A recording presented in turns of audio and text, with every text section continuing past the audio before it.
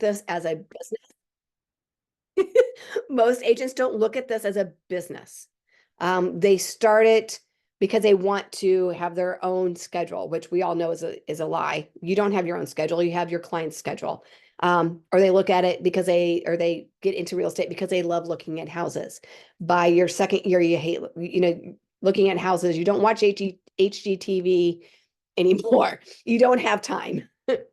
So cash flow break-even analysis is huge. And I would urge everybody to do that yearly and multiple times throughout the year to see if that you're on track. So an operations plan, logistics of running your business, day-to-day operations. So outline of how you manage daily tasks, such as prospecting, client meetings, property showings, and paperwork. I don't think most people, and maybe it's just me, I don't know, but I don't think that most people, especially as a solo agent, you really get into the nitty-gritty of how you manage your day. I always have my agents, when they first come on, we do what's called the perfect daily schedule. So the PDS. Look at your schedule and put in there exactly what you're doing. So for 3 days, write down everything that you're doing. And then actually look at that and think about what you're doing and what relates to money. What is creating money for you? So, and then actually I use green, yellow, and red. If it is producing a lot of money, it goes green. If it's producing some income, it's yellow. And if it's not producing any income, but I have to do it, it's red. So with those red tasks, I look at, okay, can I hire somebody, a VA or somebody else for minimum amount of money to do those tasks? Because it's not creating, it has to be done, but it's not actually creating any income for me. And what am I doing that's creating the most income? And how can I do more of it to create more income? And then you're going to set your schedule based on those income producing activities. So that's how I set up my day-to-day operations. And then once I know what I need to be doing the most of, then that's where I track that much time, or I put that much producing time, and so on and so forth.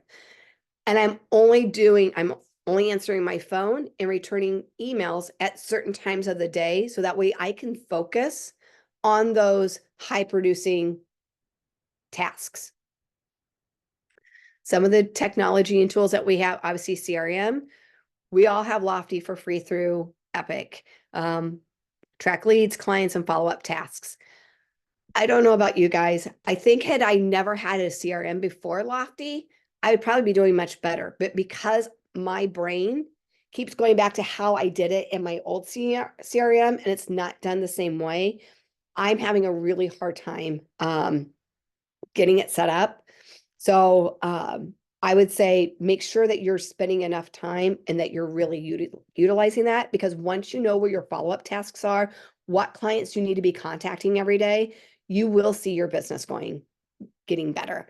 And then also tracking leads. We can now use Sisu for some of those tasks as well. And I have not deep dived into Sisu and Lofty and getting all of those combined. MLS Access, we obviously have the MLS, so you can post and find listings, and then transaction management software. Dotloop actually has some different things that you can use in it. Sisu, I don't think that we have access to it yet, but I do think Sisu also has some tracking. I would not recommend that you actually get software. There is software that you can get, but our RTC company doesn't even use software. We use, to be honest, I find an Excel spreadsheet to be just fine. And we use red, green, and yellow to make sure that things are on track. All right. Some of my most favorite things to talk about: client services and retention. When you are talking to a client, when you first meet a client, we have a client intake sheet. And one of the things that we ask on there is their form of communication, their favorite form of communication. Mine is text. But I know that's not everybody's favorite form. They don't want text messages. They want emails, things like that. So you want to make sure that you're setting expectations and that you're using the form of communication that they want. And that could be different, as long as you can do that. But also just making sure that they know weekly check-ins, status updates, etc. I was just on one of my mom groups, and one of the moms on there was complaining she's getting divorced. And the husband, soon to be ex-husband, actually found the agent, and he is not communicating with them at all. And so she's really having a hard time with it. So we talked about different forms of communication, and what I told her she should basically go back to the agent, because I'm sure he's probably telling the husband's not telling her, and just really being open with her agent of what she needs as far as communication. So I think asking your clients, I don't want to say constantly, but always reiterating with your clients, are they getting the communication that is expected and that they need? Just because it may be what they're expecting, is it what they need? Yes, you're getting back to me, you're doing weekly check-ins, but I would really like to have a conversation or a text message at the end of the day every day. I hope you don't have those clients, but sometimes we do. So just make sure that that client communication, those expectations are being met after the sales service. So offer support after you're done. So home maintenance tips, which again goes out in that marketing, networking newsletter, updates to keep clients engaged, client referrals, create a program. I have never actually offered a reward program for clients. I think it's a great idea. I've never had to. I've had referrals because they had a great experience with me, and they wanted their clients, or their friends, to have a good experience.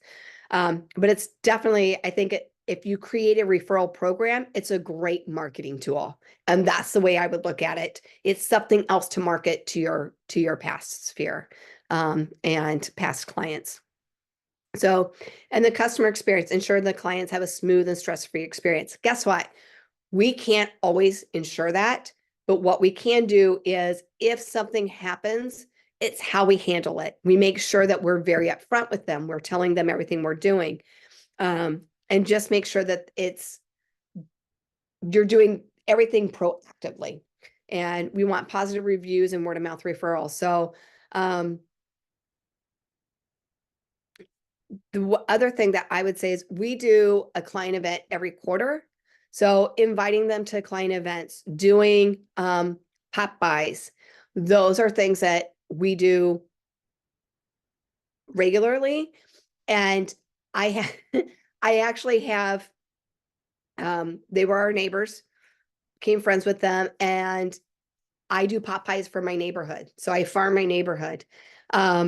They did not buy a house that I had listed, nor they transferred into the area. So they used a different agent. So they were never my clients. Guess what?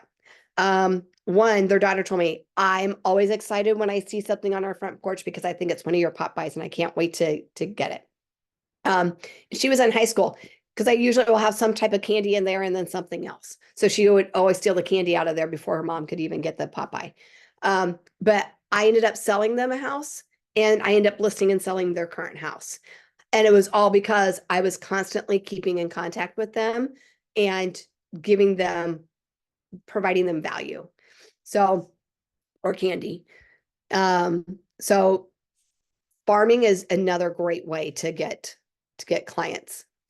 Professional development, education and training. So obviously we all have continuing education that we have to do by law, but anytime that you can get additional credentials to go behind your name, I always think I think it's a good thing. My very first broker never did CEs. He always went in and just took the test. He told me taking additional classes, getting credentials, all of those things is just a waste of money and time, and that nobody cares about that. And as I have been in the business longer, I could not say that is further from the truth. I think anytime that you can learn and you can better yourself and you can understand how some other things are done, I just think that it's that much better. So anytime, and obviously you have to be with Epic for a year. And then after that, you can get free CE classes. So I say education and training anytime that you can. And then again, networking, local real estate organizations, chambers of commerce, expand your connections and keep up with industry changes. Milestones and goals. So set specific, measurable, achievable, relevant, and time bound. So that's SMART goals. And I will tell you, if anybody has not read the 12-week year, it really is great for setting goals and following up. So we got short-term goals, long-term goals, and the 12-week year really talks about goal setting, because what it states in there is that you basically need to set your goals in 12-week increments because long-term goals really, nobody really achieves those or works at those. It's your short-term goals, and you need to just add to the short-term goals. I agree. Like my long-term goals, I forget about them. And then next thing you know, it's 8 months into the year and I'm like, ah, crap. And then you just push it out. So really look at your goals. And I think the achievable and measurable are the ones that really are what you need to look at, and making sure that those goals, again, align with your vision and align with your mission statement. Exit strategy is very, I mean, there are so many opinions about an exit strategy. I had a coach that actually was, if any of you guys know Kyle Robinson, he was actually Kyle's coach as well. And Long owns a brokerage in Minneapolis. And we had a business strategy meeting. And the way they set up their business was they actually have their business and then they have multiple LLCs underneath the business. So they can sell off the LLCs as they see fit as they start to retire. That's one game plan. The other thing is you can sell your book of business.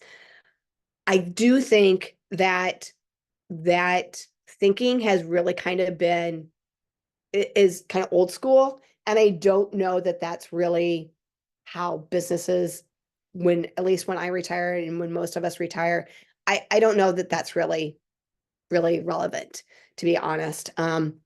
So, but what I would say is, what are how do you build a long-term relationship with clients? And then how do you exit, but still be making money? For me, that's actually investment properties. I don't want to bank on my past clients. So I think that if you did a book of business, obviously that's going to be a referral based business, and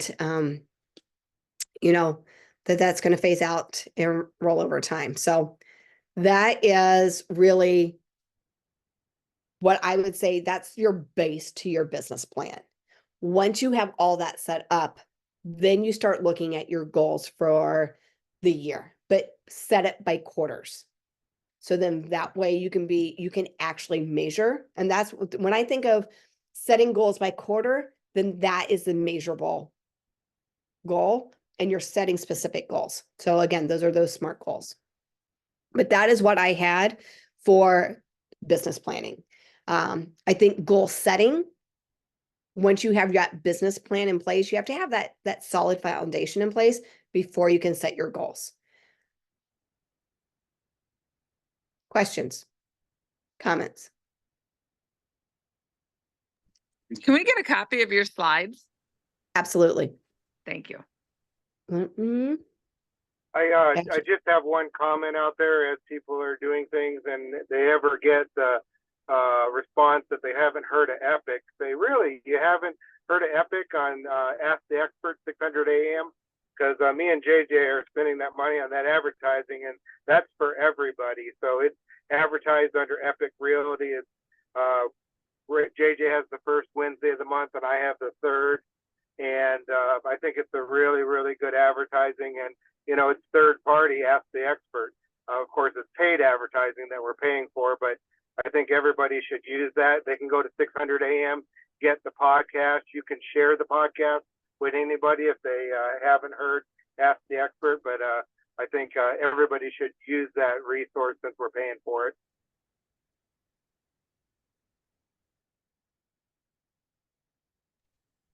Awesome. Thank you. Any other questions for Shonna?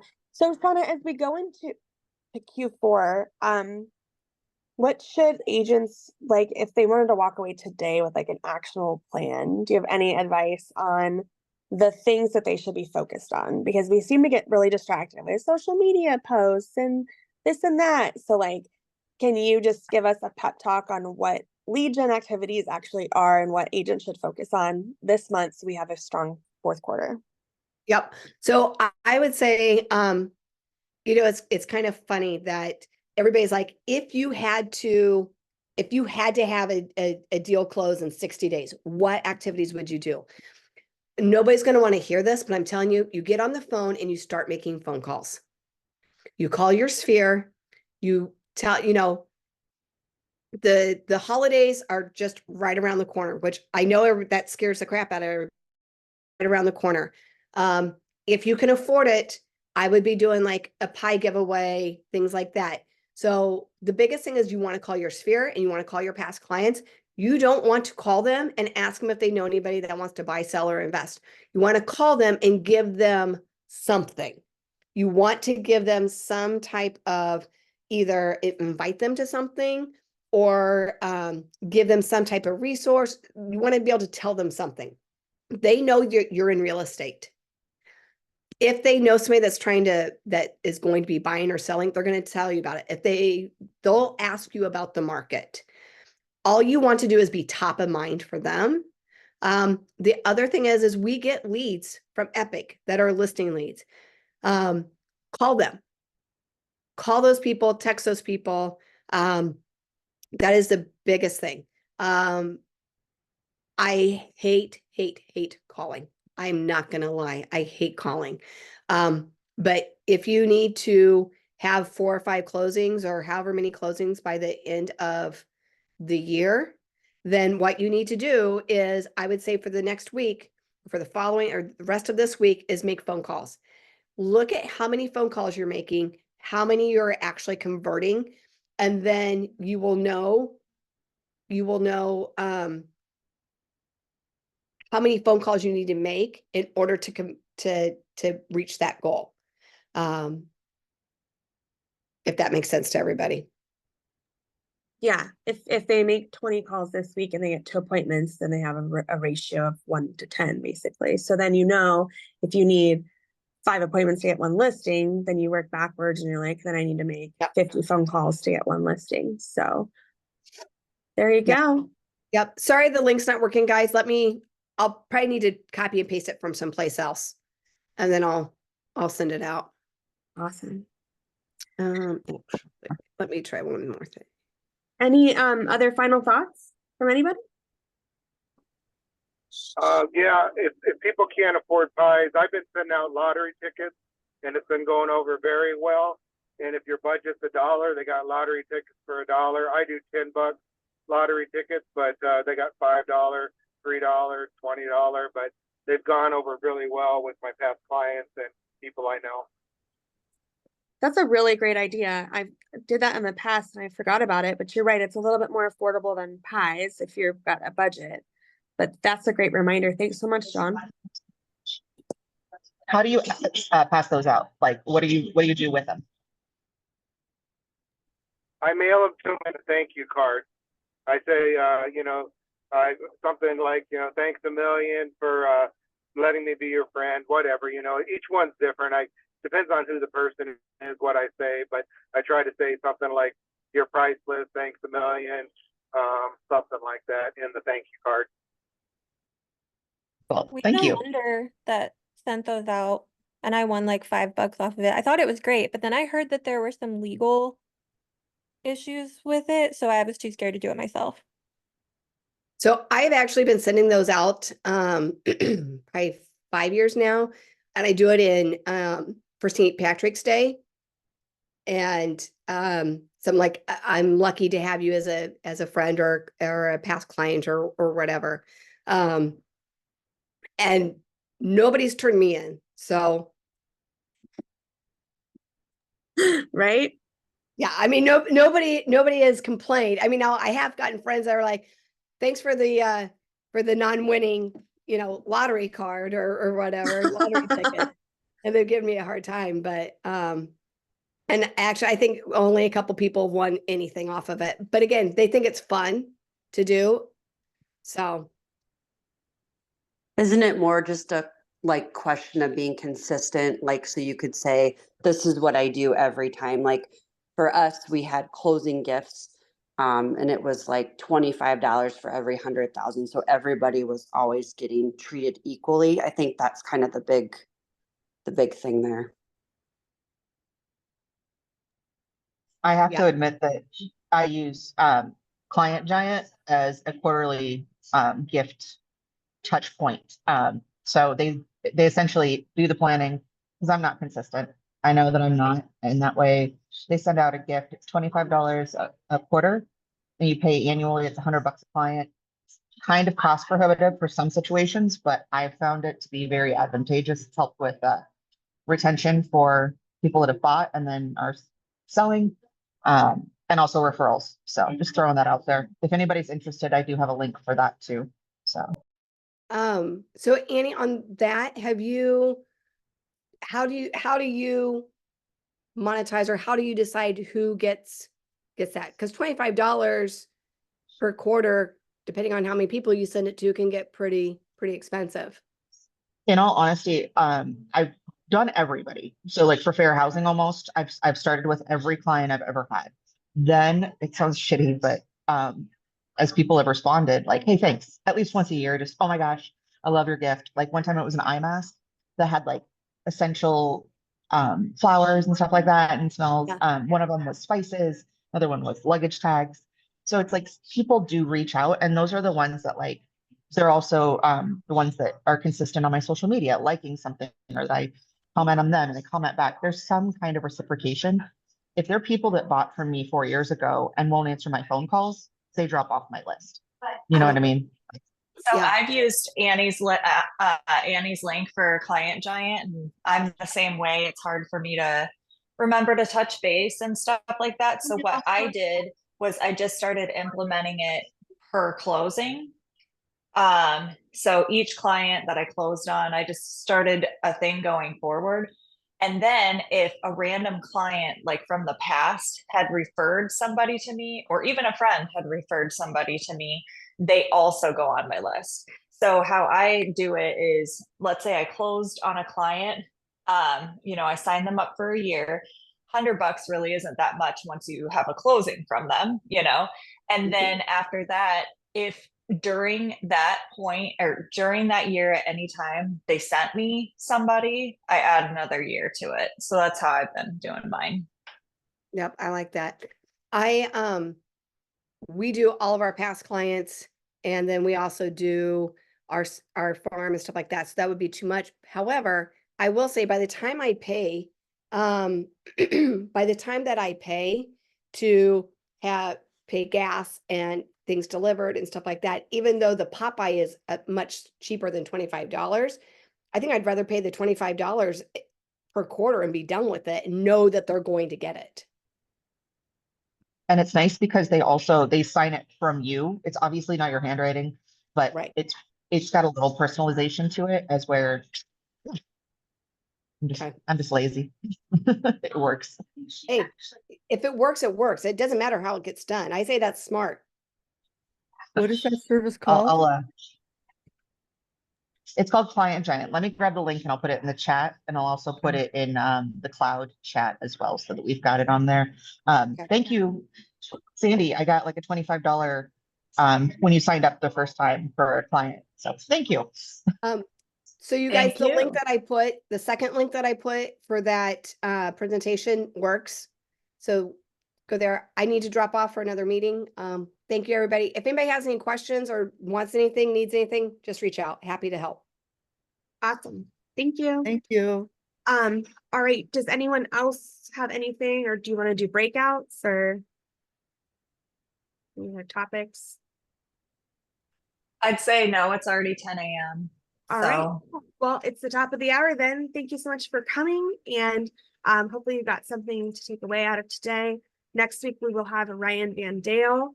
So make sure you come with your calculators and your notepads and we'll learn how to best serve our sellers at a high level. So you started today at 0. So go out and find yourself a new buyer, seller, or an agent to talk to. Have a good one, everybody. Bye. Thank you.